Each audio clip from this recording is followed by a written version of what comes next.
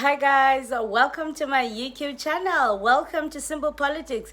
Happy Friday, everybody. So today I've got a special edition, guys. I want to play you a clip from the SRC president of Limpopo. His name is Kamogelo Poto. Yeah, I think Kamogelo Poto. He's the new elected SRC president, EFF Student Command in Limpopo. And he was doing his submissions in parliament in one of the committees. And, you know, I was so impressed. So I thought, okay, let me just share this with you guys. I know that some of you don't get the information, you know, so if I can bring it to you, bigs up. And I want to say shout out to the EFF as well. Shout out, man. You know, I was so impressed. I was so proud.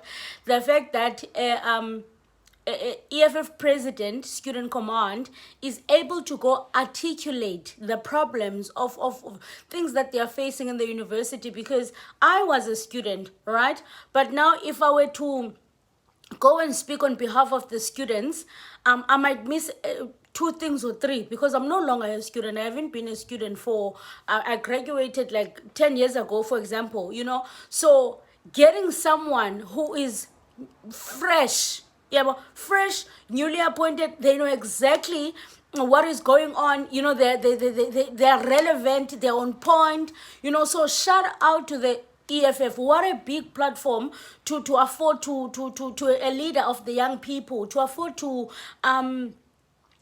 you know, to someone who is currently facing these challenges, you know, who better to explain. So, and you know, they're not just speaking J, but they're spitting out facts. So I'm like, I was so impressed. I was so impressed.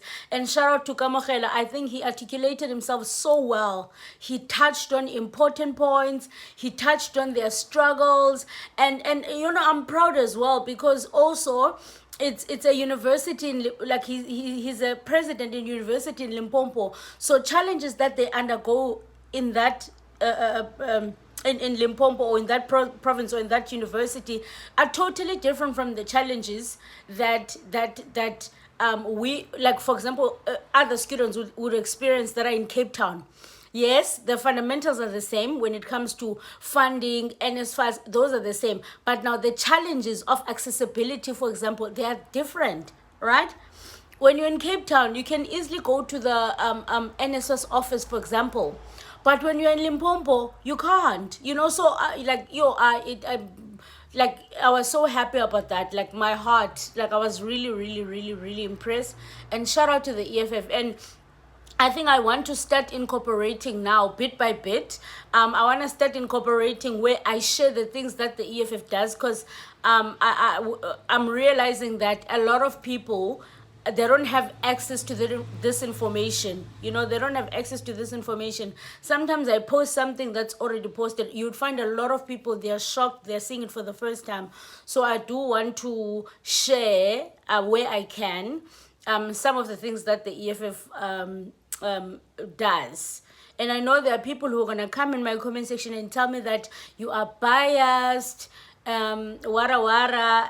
Guys, I've always told you that I'm a fighter. I've never hidden that. So of course I'm going to be biased, of course. But yeah, this one has got nothing to do with you. I'm just posting. Let's listen to Kamogelo, guys, and leave a comment in the comment section and let me know what you think. Let me know what you think about the EFF affording these young people such a platform.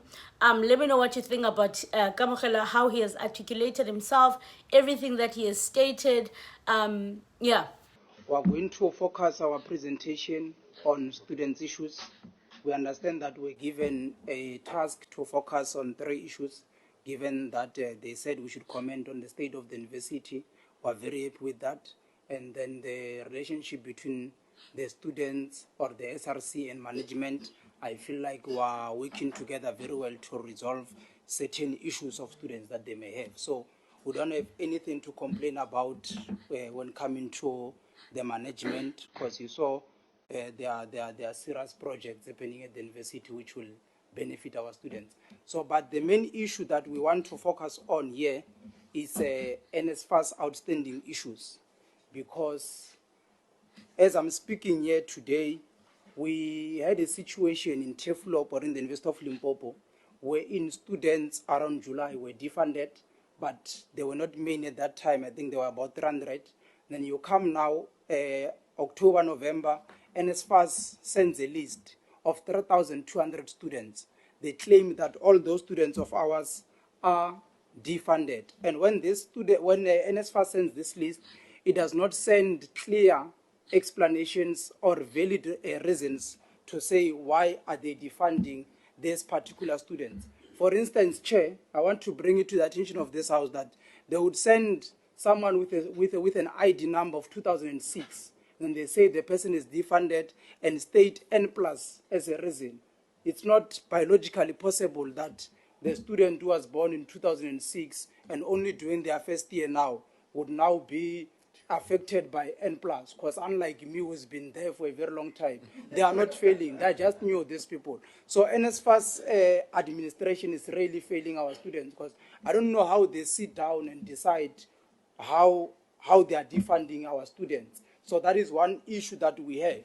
And then on this issue, because our students rely on this NSFAS, because you'd know that as an institution that is rural based and with your data or information that you have there, you know that over 60%, 70% of our students rely on NSFAS. And when NSFAS comes at the end of the year like this to say we're defunding 3,200 students, it means those students will no longer receive any form of allowances. It means now landlords will chase them out of their rooms. It means the academic process will be affected, because you can't really study on an empty stomach. It means now there's so many issues. It means they will get into these depressions. I know as black people we say we don't have such, but our students really get depressed. Hence you saw the suicide attempts of students. It's mainly because they're trying to run away from these issues caused by NSFAS.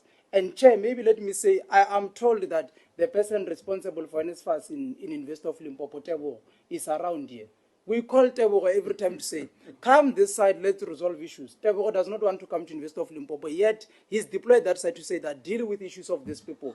And then we want to propose here and lobby this committee to say that with these continued issues that we face of NSFAS, not only defunding of students, but NSFAS would not respond to appeals of our students.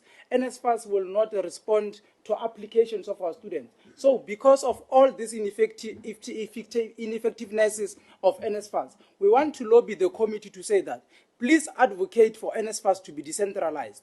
And what we mean by saying NSFAS must be decentralized is that NSFAS must have offices in all provinces. I'm from far in Limpopo. When my students have issues, I can't always come to Cape Town to say that I want to see people here to deal with my issues. At least let there be provincial offices where NSFAS officials will be there. Then we go to them with the database of our students. These people are wrongfully defunded. Please fix their issues, and their issues are resolved. And then also on the decentralizing of NSFAS, we want NSFAS to have at least 1 or 2 permanent staff members who are going to be in universities. Not only University of Limpopo, but they must be there at financial aid. It can't be that always when you go to financial aid, you find staff members of the university, but none of the NSFAS officials are there. Sometimes we get into tensions with those people, but they realize that they don't have answers for us. And then when NSFAS at least is there, it's able to say that, okay, I see Poto, you are saying we defunded you here, there's a mistake on our side. They are able to resolve it fast so that allowances of students are not affected. So that's what we are lobbying the committee to do. And then the other issue that we have, you'd see on the slide I wrote, building more universities across South Africa. But what we really want to say is that we need Teflop as one campus. We need another campus to try and deal with the high demand of education in South Africa. Because I don't know if when the registrar was presenting it, he mentioned that annually we'll have 400,000 applications, 300,000 applications of students, and then we can only take around 5,000. So this is to say that there's a serious need to expand the capacity that we have. And I'm sitting here with your committee, I feel like you are relaxed. You are not pushing the government to do the job, because ever since democracy came, You gave us one university in South Africa, Beansall Plug. You are not giving us any campuses. You are not giving us more universities to deal with these students. I know that I'm an SRC of people who are currently registered, but I also have the right to voice out concerns of those who qualify for education but cannot access it due to the limited space. Let's push our own government to build more universities and more campuses so that we deal with these issues of incapacity of our, incapacity to take many students in universities. And then we also want to present or lobby the committee to say that in January, in most cases, we'd find that SRCs across the country, not on the University of Limpopo alone, we have to go to management to say that we understand these people are owing, but please pardon them or please have mercy on them, special concessions, so that they register. In the University of Limpopo, yes, we are able to register sometimes with us owing. I'm owing the university 150,000, but I'm still a student today. So, but what we no longer need to be having these engagements with management to say, as SRC, we can donate this much, and then you help us to register these people who are owing. We need this committee to lobby the higher education sector or department to say that there must be a policy introduced that makes it impossible for students to be financially excluded. Because what if the negotiations break down between us and management? What must happen to the poor who do not afford this education that is so expensive? So we are asking that let there be that policy that is then going to deal with these issues. Let students continue studying even when they are owing. Because education must not be a privilege to rich people only. Because if we are not going to have this financial exclusion, the policy to prevent financial exclusions, we are going to have many students continuing to drop out of their studies. Many, it's even painful, they drop out in their final year. Imagine you take 6 years in university and then in your final year you are supposed to finish, they say you owe 200,000, you can't continue. Your parents are waiting for you to change the situation at home. We feel like the government there is not assisting us enough to say that we understand you are owing, you are poor. Please continue studying, you'll pay us after you are done with your academics. And then also, we have an issue still on funding, lack of funding of postgraduate students, as well as the missing middle. I don't know if it was excitement or what, but before elections of national government elections, there were media briefings. We were told that there's going to be an NSFAS loan scheme. I want to come here and say we are not seeing that in our campuses. Students who applied and got approved for that funding scheme of loan, they are not receiving any allowance. Their fees are not being settled. When we go and ask these people what's really happening, we are told that there are no guidelines for NSFAS loan, meaning that it does not exist to say that it must pay fees or what must it do.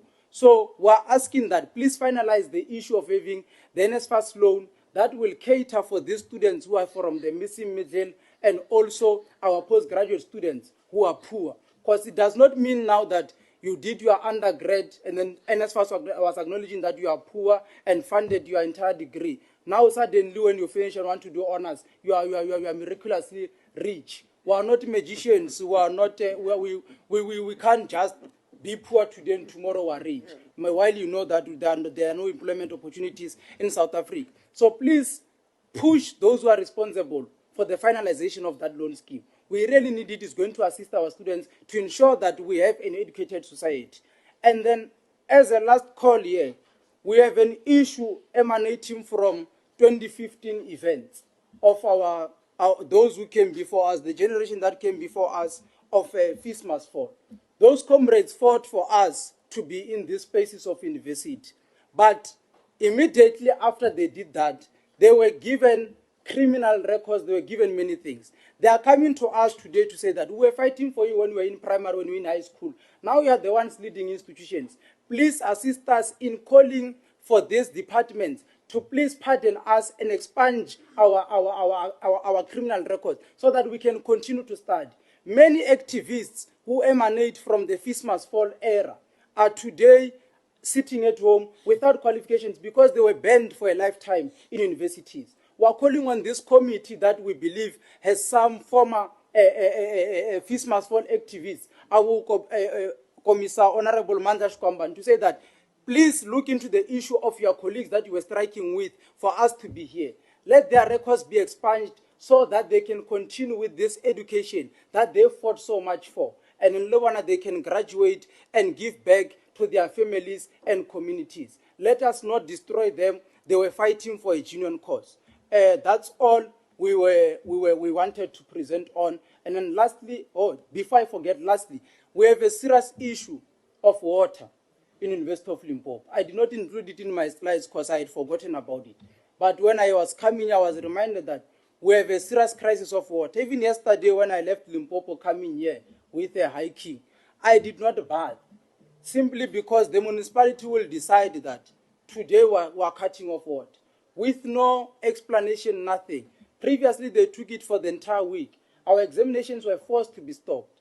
Please, I don't know how you can resolve the issue, but some of the challenge that we have is that municipality of Polokwane. It's focused mainly on activities of groovists. The mayor we see is arranging events now and then. You must decide if he wants to be an event organizer or a mayor. So, but please assist in intervening there. Your comrades, these people, tell them that, no, we know you love nice things, but please give these people what. Thank you very much. Anyway, guys, thank you so much for watching. I hope you enjoyed this episode. So let me know what you think, and I'll meet you guys in the comment section.